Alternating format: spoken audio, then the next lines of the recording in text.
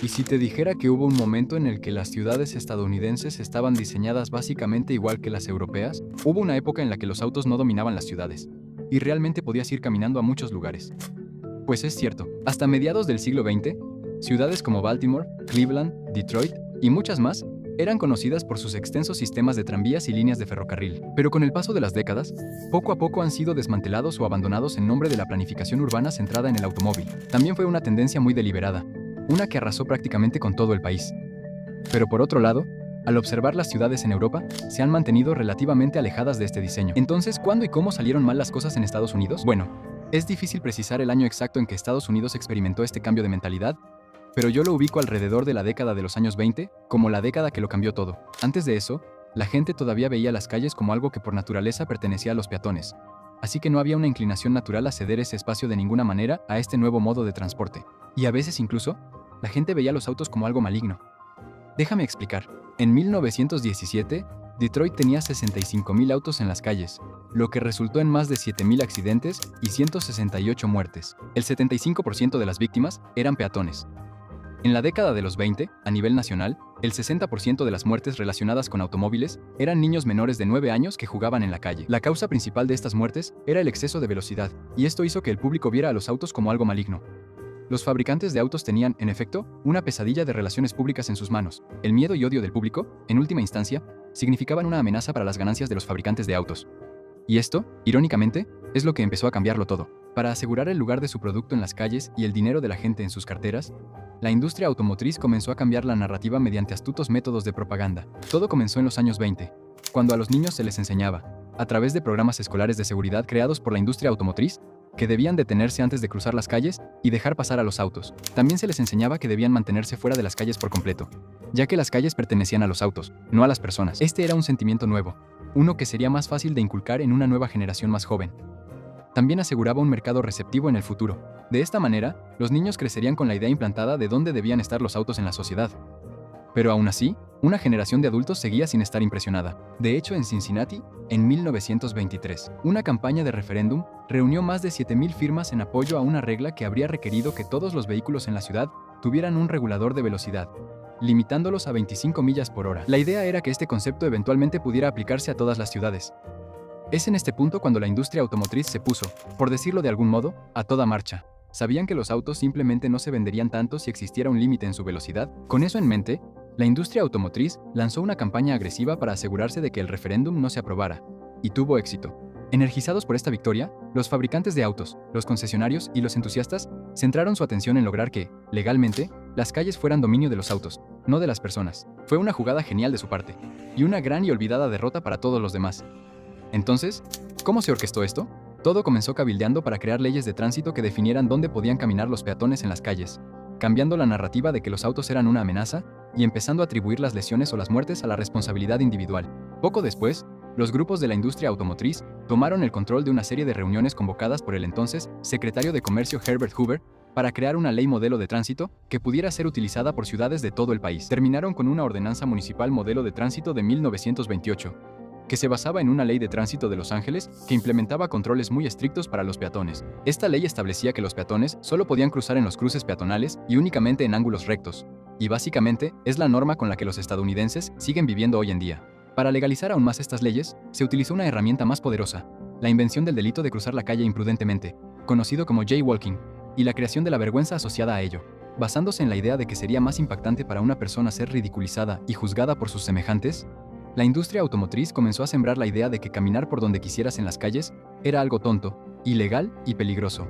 Los promotores del automóvil presionaron a la policía para avergonzar públicamente a los infractores y utilizar silbatos y gritos para llamar la atención sobre la persona, en lugar de corregirlos discretamente. También organizaron campañas de seguridad, donde actores vestidos con prendas del siglo XIX o como payasos cruzaban las calles ilegalmente, dando a entender que hacerlo era anticuado y tonto. Este fue un método agresivo de reescribir la narrativa sobre los espacios públicos. Y también es así como se inventó el delito de cruzar la calle imprudentemente. Solo para aclarar, ser una jota en esa época significaba ser alguien campesino o pueblerino, alguien más de campo que no sabía cómo comportarse en una gran ciudad. Así que los grupos a favor del automóvil promovieron el uso de la palabra jaywalker para referirse a alguien que no sabía cómo caminar en la ciudad y que amenazaba la seguridad pública.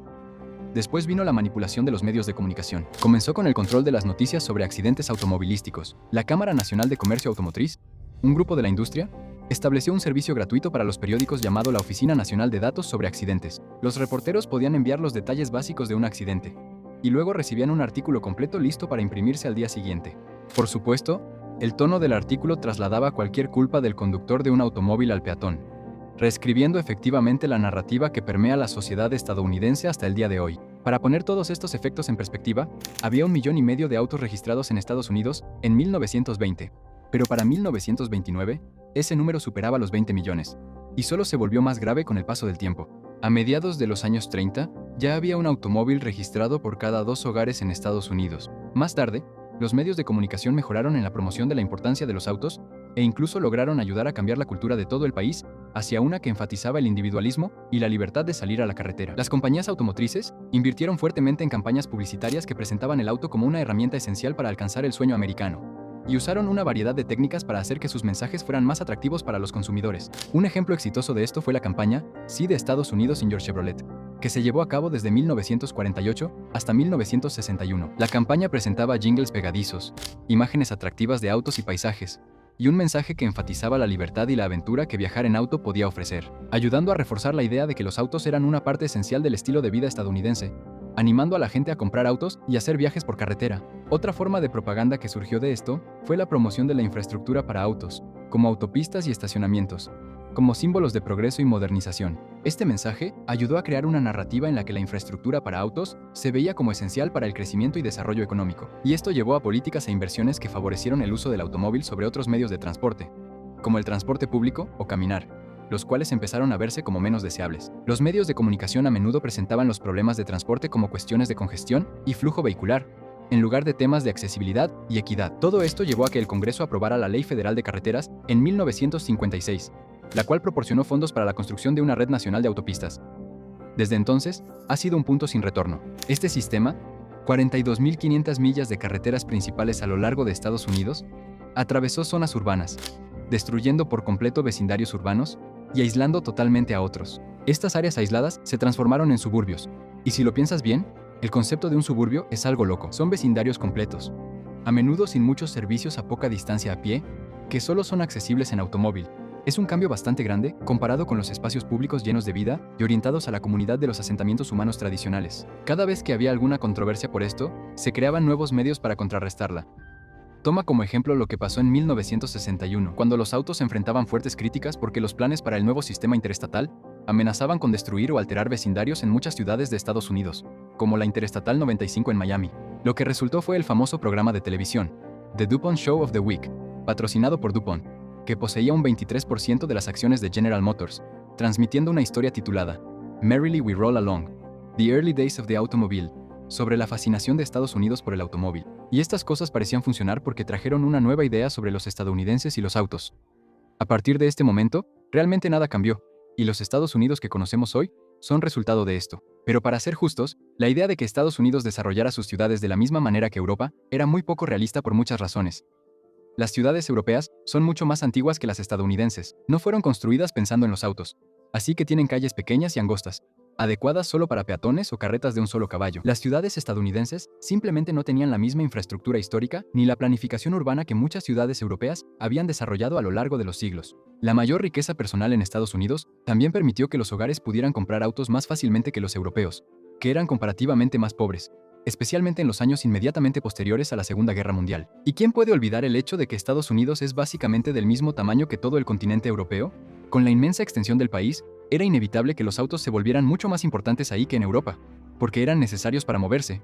Así que, quiero decir, esto era algo esperado hasta cierto punto. Sin embargo, lo que tenemos ahora simplemente es demasiado, y es exactamente por eso que Estados Unidos está empezando, o al menos intentando, orientarse hacia ciudades caminables, como el concepto de la ciudad de 15 minutos, donde las personas no están a más de 15 minutos caminando o en bicicleta de todos los servicios que necesitan para vivir, aprender y prosperar. La idea es atractiva por su simplicidad. Pone a las personas y al medio ambiente en el centro de la planificación urbana. En cuanto a si terminará implementándose, o al menos algo similar, tendremos que esperar y ver. Gracias por ver el video.